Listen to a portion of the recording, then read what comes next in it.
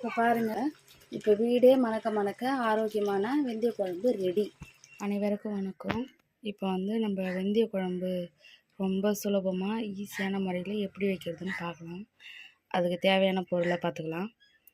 வெங்காயம் 2 பெரிய வெங்காயம், 4 மீடியம் சைஸ் தக்காளி, பூண்டு 15 பல் தட்டி வச்சுக்கணும், கருவேப்பிலை, எலுமிச்சம்பழ அளவு புளி, இதெல்லாம் ரெடி பண்ணி வச்சுக்கலாம். இப்போ வாங்க எப்படி செய்யறதுன்னு நம்ம வீடியோக்குள்ளே போகலாம். வாங்க, அடுப்பு ஆன் பண்ணியாச்சு.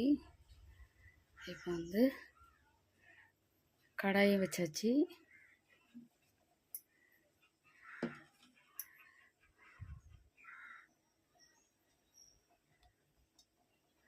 மூணு டேபிள் ஸ்பூனு எண்ணெய்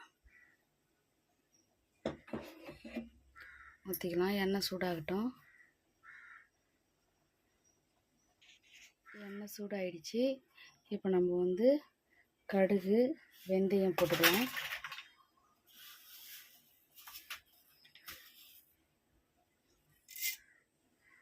கடுகு,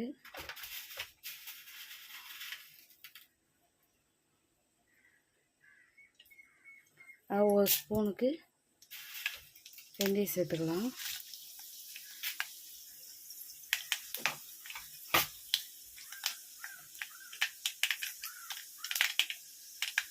நல்லா பொரிஞ்சு வந்ததும் வெங்காயத்தை சேர்த்துக்கலாம். பொரிஞ்சிருச்சு. இப்போ நம்ம வெங்காயத்தை சேர்த்துக்கலாம்.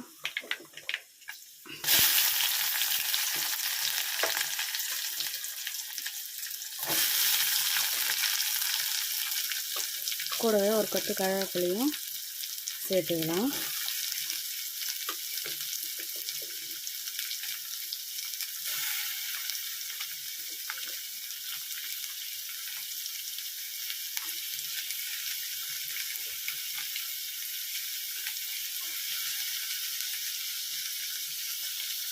வாங்க, நல்லா வதக்கி விட்டுக்கலாம்.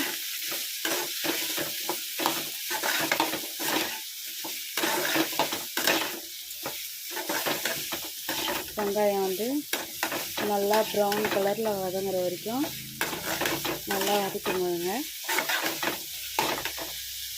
வெங்காயம் வதங்க லேசாக உப்பு போட்டுக்கலாம்.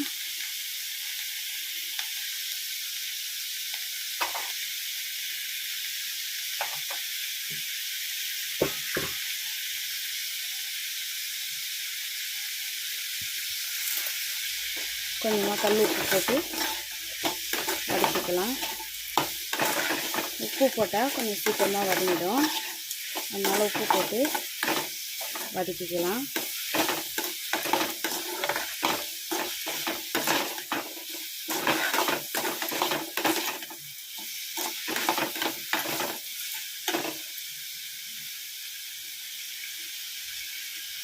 நல்லா வதங்கட்டும். இடையில நல்லா வதக்கி விடுங்க.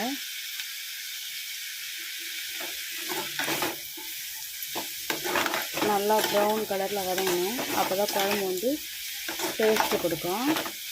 நல்லா வதக்கிடுங்க.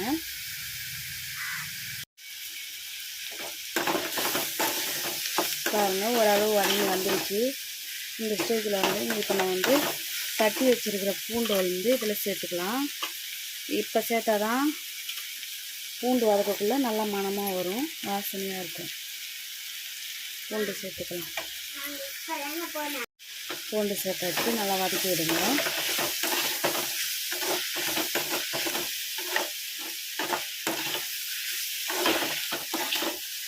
பாருங்கள், பூண்டு சேர்த்து வதக்கக்குள்ளே நல்லா வாசனையாக இருக்குது. நல்லா வதங்கட்டும். நல்லா வதக்கிட்டு அடுத்தது தக்காளி சேர்த்துக்கலாம். நல்லா வதங்கட்டும். நல்லா வாசம் வருது. பாருங்கள், வெங்காயம் நல்லா வதங்கிருச்சு. இப்போ நம்ம தக்காளி சேர்த்துக்கலாம். தக்காளி சேர்த்து நல்லா வதக்கிக்கலாம். தக்காளி சேர்த்தாச்சு. நல்லா இதை குழைவாக வதக்கிக்கணும். அப்போ தான் குழம்பு வந்து நல்லா டேஸ்ட்டாக இருக்கும். நல்லா வதக்கிக்கலாம். தக்காளி வதங்க கொஞ்சோண்டு உப்பு போட்டுக்கலாம். அப்போ தான் சீக்கிரமாக வதங்கி வரும். 2 கல் உப்பு தான் போட்டிருக்கேன். நல்லா வதக்கிக்கலாம். குழம்புல உப்பு போடக்குள்ள பார்த்து அளவாக போட்டுக்கணும். ஏன்னா நம்ம வெங்காயம் தக்காளி வதக்கக்குள்ளே உப்பு போட்டிருக்கோம். அப்போ அதிகமாக போட்டுட்டாக்கா உப்பு கரைச்சிடும். நம்ம குழம்பு கொதிக்கக்குள்ளே உப்பு பார்த்து கரெக்டாக போட்டுக்கலாம்.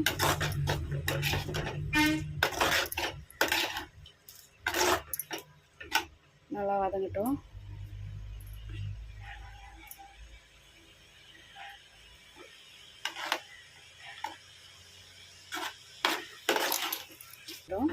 நல்லா வதக்கி விடுங்க. பாருங்கள், தக்காளி வந்து நல்லா வதங்கி வந்துருச்சு. இப்போ வந்து நம்ம வந்து கரைச்சி வச்சுருக்கோம்ல, எலுமிச்சை அளவு புளி ஊற வச்சோம். அந்த புளி தண்ணி வந்து இப்போ நம்ம இதில் கரைச்சி ஊற்றிக்கிட்டோம். நல்லா வதங்கி வந்துருச்சு. தக்காளி புளி தண்ணியை ஊற்றிக்கலாம். நல்லா வடிகட்டி ஊற்றிக்கணும்.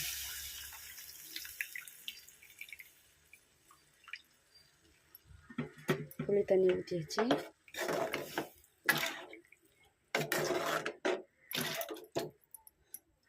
இதில் வந்து இன்னும் கொஞ்சம் தண்ணி சேர்த்துக்கலாம்.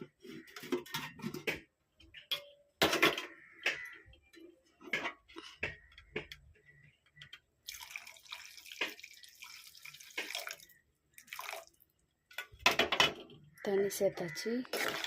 ஒரு 2 கிளாஸ் தண்ணி சேர்த்துக்கலாம். இப்போ வந்து இதில் வந்து மிளகாய்த்தூள் போட போகிறோம். வீட்டில் அரைச்ச மிளகாய்த்தூள் போட போகிறோம். காரத்துக்கு ஏற்ற மாதிரி மிளகாத்தூள் போட்டுக்கலாம்.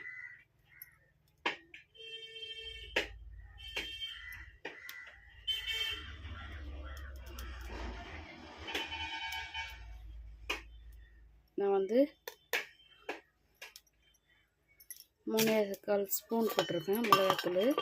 உங்களுக்கு எவ்வளோ தேவையோ அவ்வளோ போட்டுக்கலாம் நீங்கள் மிளகாத்தூள். இப்போ இதை வந்து நல்லா கலந்து விட்டுக்கலாம். உப்பும் சேர்த்துக்கலாம். இதில் இப்போயே உப்பு கொஞ்சமாக சேர்த்துருக்கோம்ல, வெங்காயம் தக்காளி வதக்கக்குள்ள இன்னும் கொஞ்சம் உப்பு சேர்த்துக்கலாம்.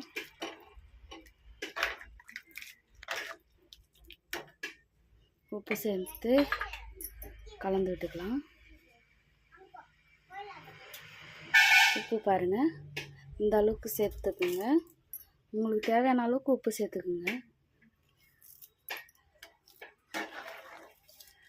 உப்பு காரெல்லாம் டேஸ்ட் பண்ணணுன்னாக்கா ஒரு கொதி வந்ததுக்கப்புறம் டேஸ்ட் பாருங்கள். அப்போ தான் உப்பு காரெல்லாம் கரெக்டாக இருக்கான்னு தெரியும். அதுக்கப்புறம் நம்ம மறுபடியும் காரம் உப்பெல்லாம் தேவைப்பட்டால் நம்ம சேர்த்துக்கலாம். அப்போ தான் காரம் புளிப்பு எல்லாமே கரெக்டாக தெரியும். இப்போயே பார்த்தாக்கா சரியாக தெரியாது. ஒரு கொதி வந்ததுக்கப்புறம் உப்பு காரெல்லாம் கரெக்டாக இருக்கான்னு பார்த்து சேர்த்துக்கலாம். இது வந்து இப்போ நல்லா கொதிக்கிட்டோம். கொச்சி வந்ததும் இறக்கிடலாம். மூடி போட்டு கொதிக்குது நல்லா. ஒரு 10 நிமிஷம் வந்து நல்லா கொதிச்சுக்கிட்டோம். ஒரு 10 நிமிஷம் நல்லா கொதித்தோடனே இந்த புளி மிளகாய்த்தூள் பச்சை வடை எல்லாம் போன உடனே நல்லா கொதித்ததும் இறக்கிக்கலாம்.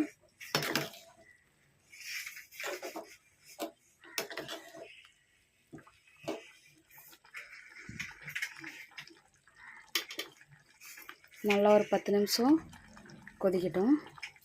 நல்லா மூடி போட்டு கொதிக்க வச்சிடலாம். மூடி போட்டு கொதிக்க வச்சாச்சு. கொதிக்கிட்ட 10 நிமிஷம் ஆயிடுச்சு. குழம்பும் வந்து நல்லா கொதித்து வந்துருச்சு. இந்த ஸ்டேஜில் வந்து நம்ம அடுப்பை ஆஃப் பண்ணிக்கலாம். லாஸ்ட்டாக இறக்கும்போது கொத்தமல்லி தழை இருந்தால் தூவி இறக்கிங்க. என்கிட்ட கொத்தமல்லி இல்லை, இருந்தால் கொத்தமல்லி இலையை தூவிக்கிங்க. இப்போ வீடே மணக்க ஆரோக்கியமான வெந்தய குழம்பு ரெடி. ரொம்ப ஈஸியான முறையில் அடுத்து நம்ம வீடியோ போடுறதுக்கு நம்ம சேனலை ஃபாலோ பண்ணிக்கோங்க. வீட்டில் வச்சு பார்த்துட்டு குழம்பு எப்படி வந்துச்சுன்னு கமெண்டில் சொல்லுங்கள்.